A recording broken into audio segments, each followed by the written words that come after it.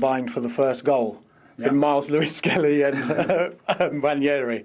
How pleased were you to see those two combine in the way that they did? Again, a lot of academy players, 2 of them scoring today and taking us to the quarterfinals.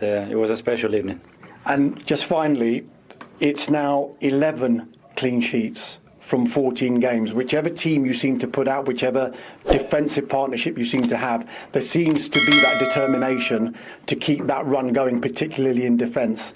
How are you instilling this determination in this team? Very good. We have taken today that to a limit that I don't like so much because we gave some balls away and we had to defend some big open spaces. I think Kepa made a brilliant save early in the first half as well.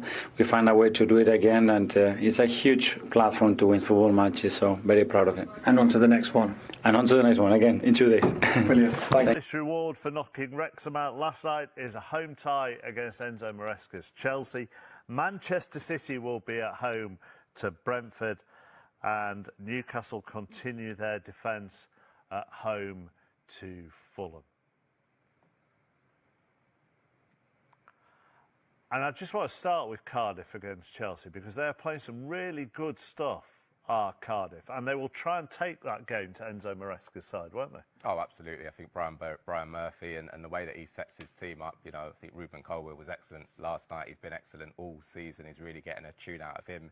And again, for a club that I know well, spent a little bit of time there, it's had some tough times lately, so it's great. That place will be absolutely rocking, and it's a fantastic opportunity for them to go and show what they can do against a top team.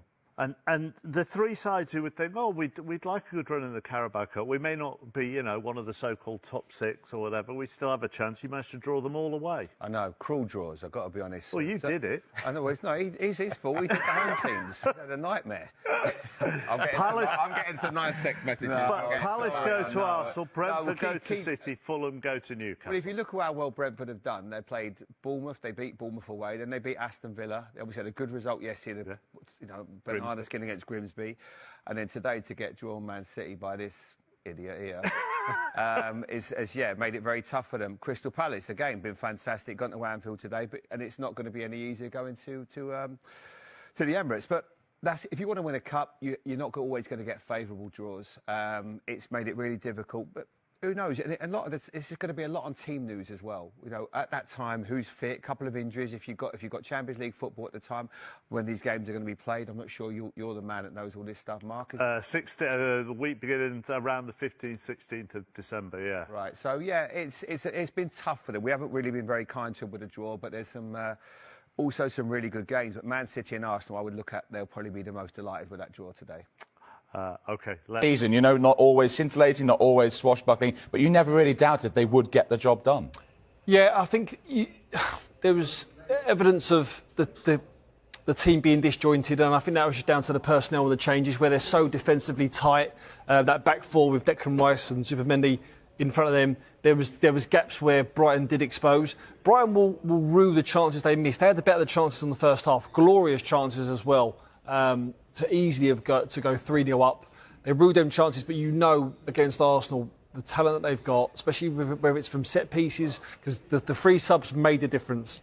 Timber, Gabriel, Saka come on straight away from set pieces, even though it was a free kick deep inside their half. Gabriel was first to it. Then he got on the second ball. Saka within 5 minutes scored from when he come on as well, that made an impact. So you always feel with Arsenal that they're going to create something, whether it's an open play with a bit of brilliance, which is what the first goal was, or from a set. Beaming is, have you ever seen him smile like Arteta just smiled? I actually do know what beaming is, actually, geezer. Yeah, I know what beaming is. He is smiling. Why would he not be smiling? You know, he's in a great position. I mean, Arsenal right now, the talk of world football, we talk about if they're one of the, Nigel, the best teams in world football. Give it a try, see if you can do it. Why don't you beam? I'm beaming. Wait for the camera. It's hurting him, look, it's hurting him. Yo, don't strain yourself there. His muscles haven't worked that way before. I'm not that miserable. Calm down. Honestly, it's great for Mikel Arteta. He really has. It's been a project that's been working for a while, and now I think it's where it has to be. Again, same conversation we keep saying. There's no room for excuses. Really and truly, they've got everything they need. They've got the strength in depth. They've got the quality. They can compete on all fronts. And today, good performance by an Arsenal team that was changed also. against a Brighton side that are not going to be no mugs, not easy rollover, and they still got the result at home. It's this season. You think it is? It's this season. What makes you say that? Look at what they've created defensively. They haven't allowed a goal at home. Defense wins championships. We talked about this. Our numbers don't. If you want, by the way, it is a masterclass defensively what they're doing in this start of the season. And if you want to win a Premier League, if you want to win a Champions League, you have to be solid in the back. And today they rolled out a back four that hasn't played together, I don't think, all season long, maybe perhaps in the previous Carabao Cup game. But getting Piero Hincapié involved, Mosquera involved, he has 8 good defenders. He has depth in those positions, versatility as well. And then the rest, as you go forward onto the 11, it kind of solves itself. There's quality all around the squad, and it feels like they've been going in crescendo season after season.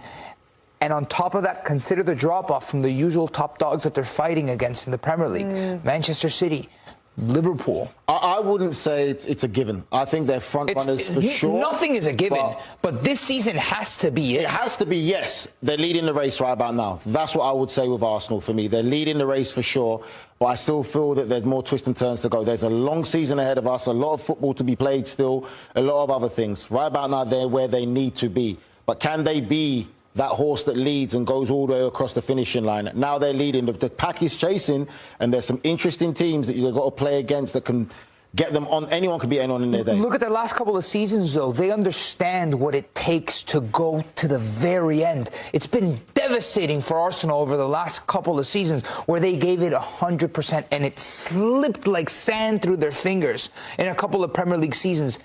They have that experience. And seeing their context around them in the Premier League, understanding that this strong start puts them in pole position to walk away with the Premier League, it just feels like this is finally, Arsenal fans have been waiting so long, and they're in a really good position to win. You said they've got the experience to watch it slip through their hands like sand. They don't have the experience to finish the job. But they understand what it takes. They need to go even more than where they've gone. To finish it. They've never done it, so I can understand what it takes. And that has been the criticism. That's exactly it. They haven't got any winners on the team, and that's something that hasn't changed this season. That's it.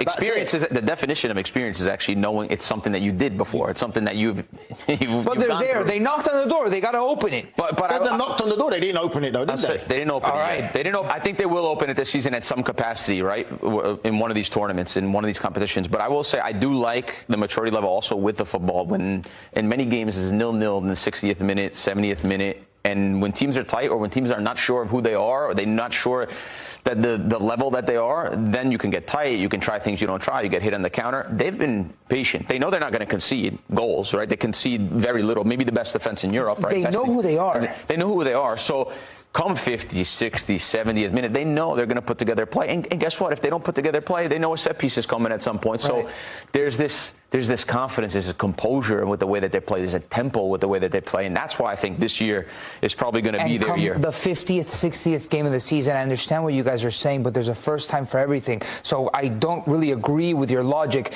They've been through the grinder before and lost, and that must serve as motivation. No, we're not saying they can't do it. To go through the gauntlet. We're not saying they can't do it. I know, but you're saying like they've been they had experience for the journey, but they haven't because they haven't done it. You've got to finish it. There's a first time for everything. Well, as Mikel Arteta said, what's more important, the journey or the destination? Will you do it? Nah, get out of here. He actually said... Yes, it was the big Winnie the Pooh.